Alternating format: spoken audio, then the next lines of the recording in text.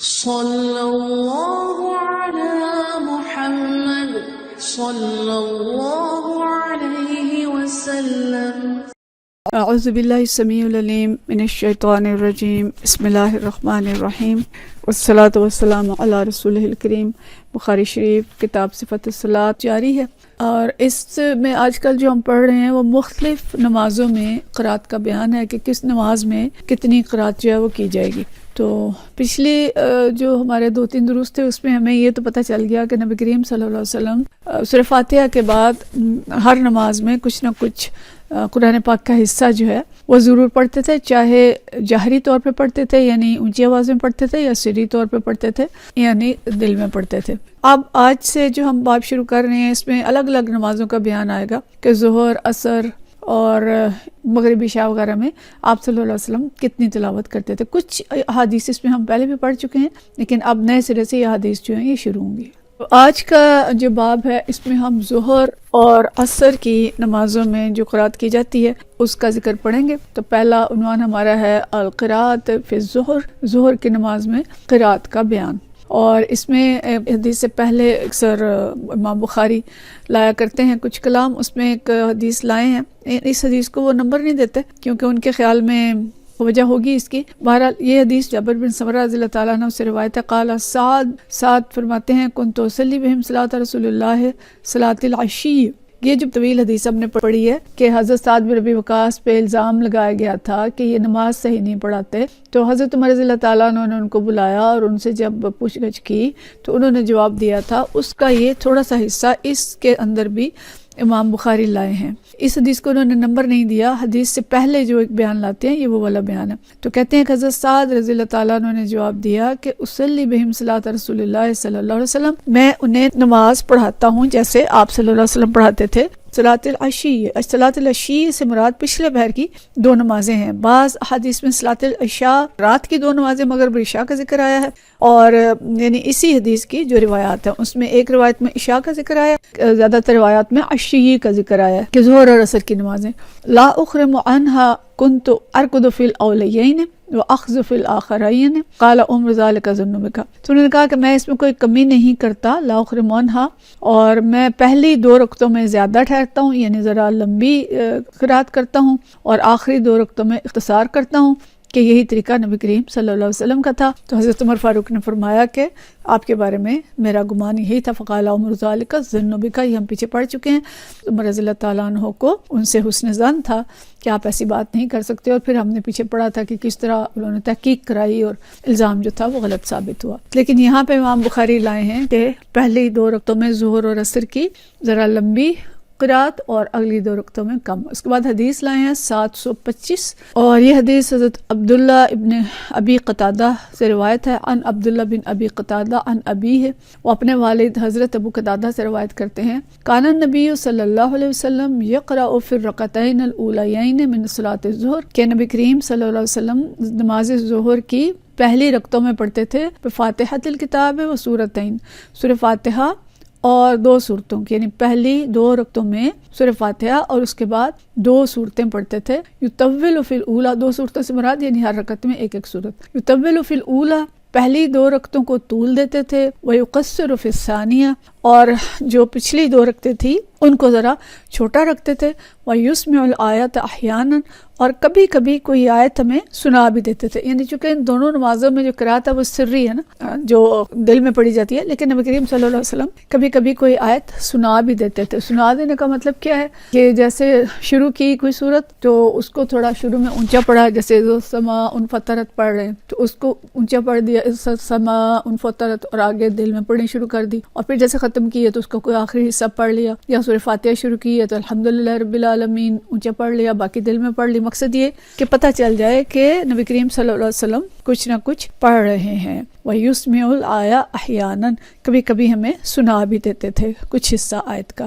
وَكَانَ يَقْرَأُ فِي الْعَصْرِ بِفَاتِحَةِ الْكِتَابِ وَسُورَتَيْنِ، اور عصر میں بھی آپ صلی اللہ علیہ وسلم سورہ فاتحہ اور 2 سورتیں پڑھتے تھے۔ وَكَانَ يُطَوِّلُ فِي الْأُولَى، اور پہلی رکعتوں میں اس کو لمبا کرتے تھے، اور کانا یطول فی الرکعۃ الاولی من صلاۃ الصبح، اچھا یعنی عصر میں پہلی 2 رکعتوں میں لمبا پڑھتے تھے، اور پھر فجر کا ذکر کیا، وکانا یطول فی الرکعۃ الاولی من صلاۃ الصبح، اور صبح کی نماز میں پہلی رکعت میں اونچا پڑھتے تھے، ویقصر فی الثانیہ، اور دوسری رکعت میں کم پڑھتے تھے۔ تو یہ ایک اصول ہمیں پتہ چلا، پیچھے بھی ہم پڑھ چکے ہیں کہ اگر 2 رکعتوں کی نماز ہوگی تو پہلی رکعت میں نبی کریم صلی اللہ علیہ وسلم کا عمومی معمول جو تھا وہ یہ کہ پہلی رکعت میں ذرا لمبی قرات کرتے تھے اور دوسری میں کم کرتے تھے۔ اور اگر 4 رکعتوں کی نماز ہے تو یہ ہم پیچھے پڑھ چکے ہیں کہ پہلی 2 رکعتوں میں 7 سورت ملائی جائے گی، اور آخری 2 رکعتوں میں صرف فاتحہ پڑھی جائے گی اور سورت نہیں ملائی جائے گی۔ اس میں علماء جب اس کی تفصیل میں بات کرتے ہیں کہ عمومی طور پہ جو ظہر اور عصر کی نمازیں ہوتی تھیں یا دوسری نمازیں، اس میں عموماً نبی کریم صلی اللہ علیہ وسلم مساوی قرات کرتے تھے۔ البتہ کبھی کبھی ایسا ہوتا تھا کہ جب اندازہ ہوتا تھا کہ ابھی زیادہ لوگ جماعت میں شامل نہیں ہوئے تو پہلی رکعت کو ذرا طویل کر دیتے تھے۔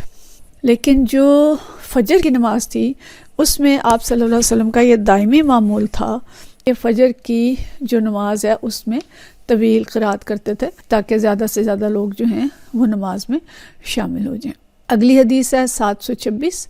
اور یہ حدیث حضرت ابی معمر رضی اللہ تعالیٰ عنہ سے روایت ہے۔ ان ابی معمر قال سألنا خبابا، کہتے ہیں حضرت ابی معمر کہ ہم نے حضرت خباب بن ارت رضی اللہ تعالیٰ عنہ سے پوچھا، اکان النبی صلی اللہ علیہ وسلم یقرأ فی الظہر والعصر، کہ کیا نبی صلی اللہ علیہ وسلم ظہر اور عصر کی نمازوں میں قرات کرتے تھے؟ قال نعم، انہوں نے فرمایا کہ ہاں۔ قلنا، ہم نے کہا، بأی شیء کنتم تعرفون، آپ کو کیسے پتہ چلتا تھا کہ آپ صلی اللہ علیہ وسلم پڑھ رہے ہیں؟ قال باضطراب لحیتہ،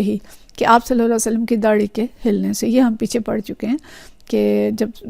صحابہ آپ کی داڑھی کو ہلتے دیکھتے تھے تو انہیں پتہ چلتا تھا کہ آپ صلی اللہ علیہ وسلم قرات کر رہے ہیں۔ لیکن پچھلی حدیث میں ہمیں یہ بھی پتہ چلا کہ آپ صلی اللہ علیہ وسلم کچھ سنا بھی دیتے تھے تاکہ پتہ چل جائے کہ قرات جو ہے وہ ہو رہی ہے۔ ٹھیک ہے، اب اگلا جو باب ہے قرات فی العصر، عصر کی نماز میں قرات کا بیان ہے۔ حدیث ہے 727، اور یہ حدیث بھی وہی عن ابی معمر رحمۃ اللہ علیہ سے قال قلت لخباب بن ارت، کہ کہتے ہیں میں نے حضرت خباب بن ارت سے پوچھا، اکان النبی صلی اللہ علیہ وسلم یقرأ فی الظہر والعصر، کیا نبی کریم صلی اللہ علیہ وسلم ظہر اور عصر میں تلاوت کرتے تھے، کچھ پڑھتے تھے؟ قال نعم، ہاں پڑھتے تھے۔ قال قلت بأی شیء کنتم تعلمون قرأتہ، تو پوچھا کہ آپ کیسے جانتے ہیں ان کی قرات کو؟ پیچھے تھا کنتم تعرفون اور یہاں پہ ہے کنتم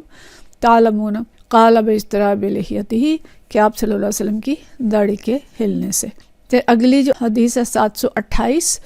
اور یہ حضرت عبداللہ بن ابی قتادہ سے ہے۔ عن عبداللہ بن ابی قتادہ عن ابیہ، عبداللہ بن ابی قتادہ اپنے والد حضرت ابو قتادہ سے روایت کرتے ہیں، قال فرماتے ہیں، کان نبی صلی اللہ علیہ وسلم یقرأ فی الرکعتین من الظہر والعصر بفاتحۃ الکتاب، کہ نبی کریم صلی اللہ علیہ وسلم ظہر اور عصر میں سورہ فاتحہ پڑھتے تھے، وسورتم وسورتن، اور سورت اور سورت، یعنی دونوں میں ایک سورت بھی پڑھتے تھے، وَيُسْمِعُنَا لِآیَةَ أَحْيَانًا، اور کبھی کبھی آیت ہمیں اونچی پڑھ کے بھی سنا دیتے تھے۔ تو یہ دیکھیں اب یہ ساری احادیث اگر ہم جمع کرتے ہیں تو ہمیں پتہ چلتا ہے کہ نبی کریم صلی اللہ علیہ وسلم ظہر اور عصر میں بھی قرات کرتے تھے، اور وہ قرات چونکہ سری ہوتی تھی تو اس لیے صحابہ کرام نے کبھی اس میں یہ فرمایا کہ آپ کی داڑھی کے ہلنے سے ہمیں پتہ چلتا تھا، اور کبھی یہ بتایا کہ آپ صلی اللہ علیہ وسلم کبھی اونچی پڑھ دیتے تھے تاکہ ہمیں پتہ چل جائے۔ اچھا، اب باقی اس کی جب ہم تفاصیل پڑھتے ہیں تو ہمیں پتہ چلتا ہے کہ نبی کریم صلی اللہ علیہ وسلم ظہر اور عصر میں بھی ہماری طرح بالکل سورہ اخلاص پڑھ کے نماز نہیں پڑھتے تھے کہ بس صرف قل اللہ احد پڑھ لیا اور نماز ہوگی، بلکہ پتہ چلتا ہے کہ ظہر اور عصر میں اکثر آپ 30 آیات کے قریب جو صورتیں تھیں وہ پڑھا کرتے تھے، جس کو اگر ہم کہہ لیں کہ سورہ تکویر تا سورہ فجر کی جو صورتیں ہیں عموماً وہ اتنی آیات پر مبنی ہیں، 20 سے لے کے 30 25 اس طرح کی جو تقریباً اتنی تعداد بنتی ہے، تو عموماً آپ صلی اللہ علیہ وسلم کو جو معمول تھا وہ ظہر اور عصر میں یہ والی صورتیں پڑھنے کا تھا، جبکہ فجر کے لیے 60 سے 100 آیات کی حدیث ہم پیچھے پڑھ چکے ہیں۔ تو اس کا مطلب ہے کہ ہم بھی کم از کم اتنا قرآن پاک یاد کریں کہ ہم صورتیں بدل کے پڑھ سکیں تاکہ نماز کے اندر خشوع قائم رہے، اور ویسے بھی جس کے سینے میں جتنا قرآن ہوگا انشاءاللہ اتنا وہ بابرکت ہوگا، اور اتنا ہی اس کی نمازیں جو ہیں وہ اچھی ہوں گی، اتنا اس کا فہم بھی بہتر ہوگا۔ تو اپنی نمازوں کو بہتر کرنے کے لیے ایک تو یہ اصول اور قاعدے ہمیں معلوم ہونے چاہیے جو ہم نے پڑھے، اور اس کے ساتھ ساتھ یہ کہ قرآن پاک کا ایک اچھا حصہ ہمیں آنا چاہیے تاکہ ہم نمازوں میں بدل بدل کے صورتیں پڑھ سکیں اور ذرا لمبی قرات کر سکیں، تاکہ نماز میں اچھا ذکر ہو اللہ کا اور اچھی نماز ہم پڑھ سکیں، اور ہمارے دل کے اوپر بھی اور اعضاء و جوارح کے اوپر بھی اور ہمارے اعمال پہ بھی ان نمازوں کا اثر ہو سکے۔ وآخر دعوانا ان الحمدللہ رب العالمین۔